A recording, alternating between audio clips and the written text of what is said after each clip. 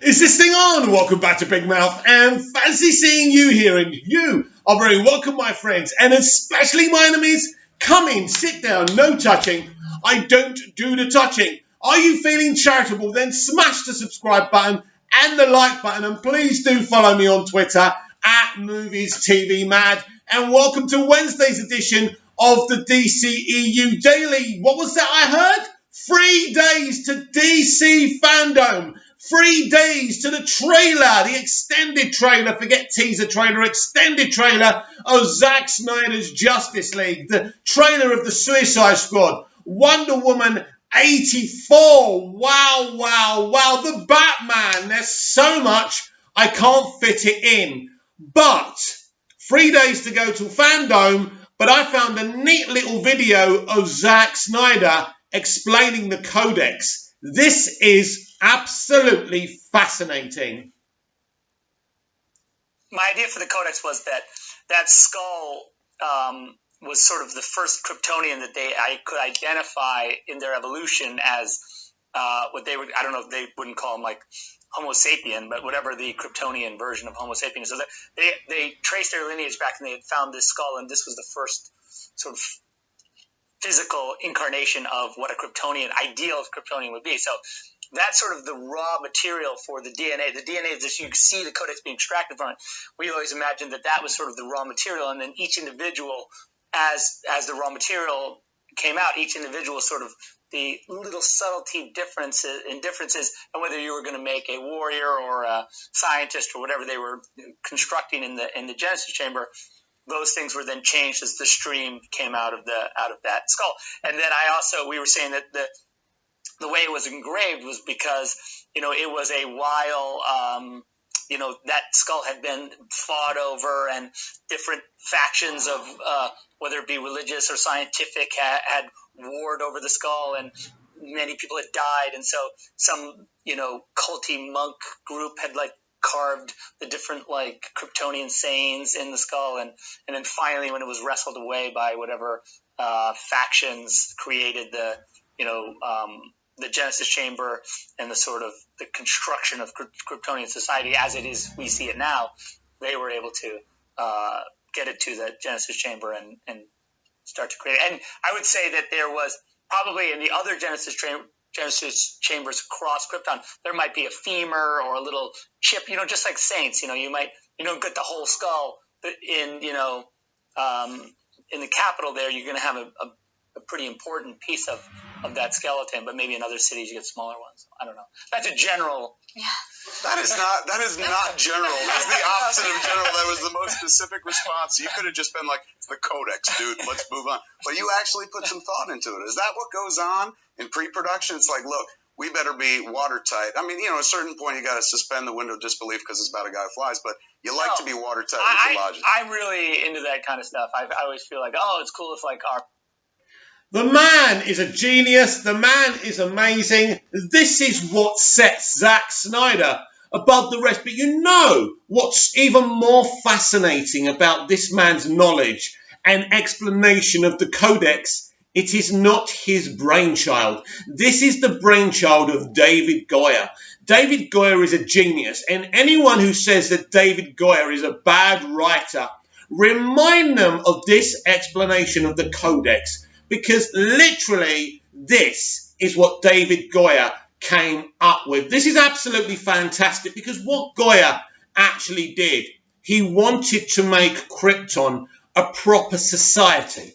Because when we see Krypton in Superman the movie, there's not very much to it. It's still very interesting and intense.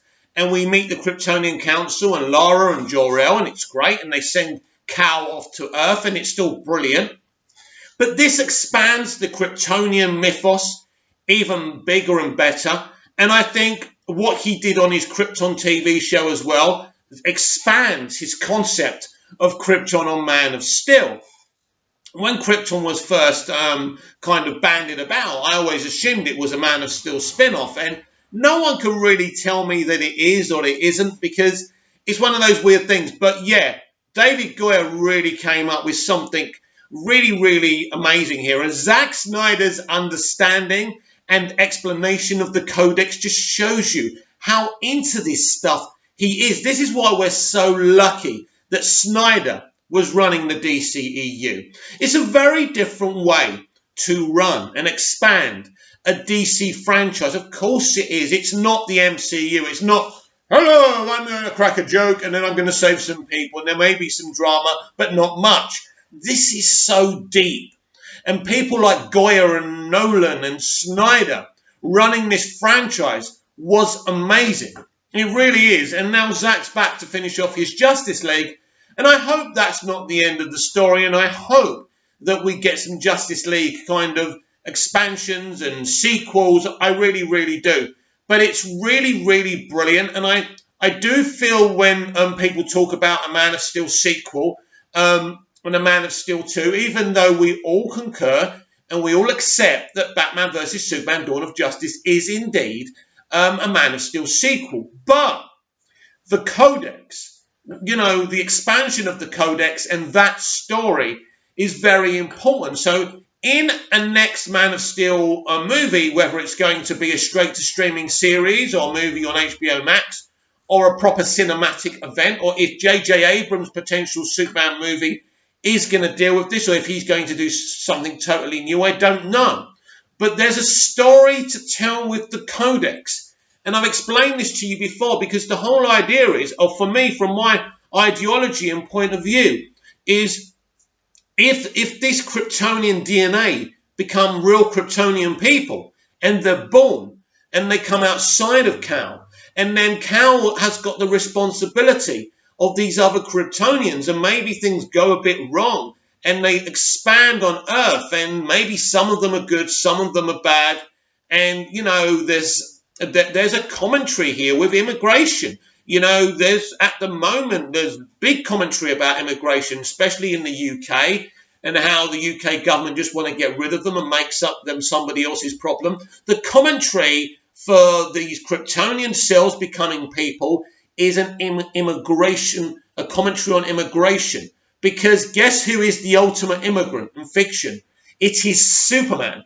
So in fact, this concept of the Codex is brilliant. I love what Snyder was saying, that maybe the whole of Krypton battled. You know, different tribes of Kryptonians battled for the Codex, right?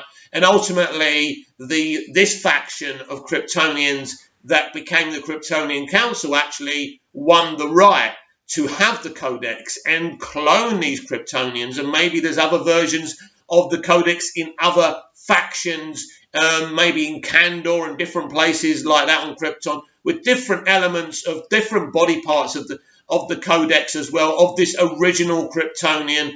And of course, there is this whole religious context on Krypton, if you read the comics, which is Rayo. So what if the god that was Rayo actually is the original Codex?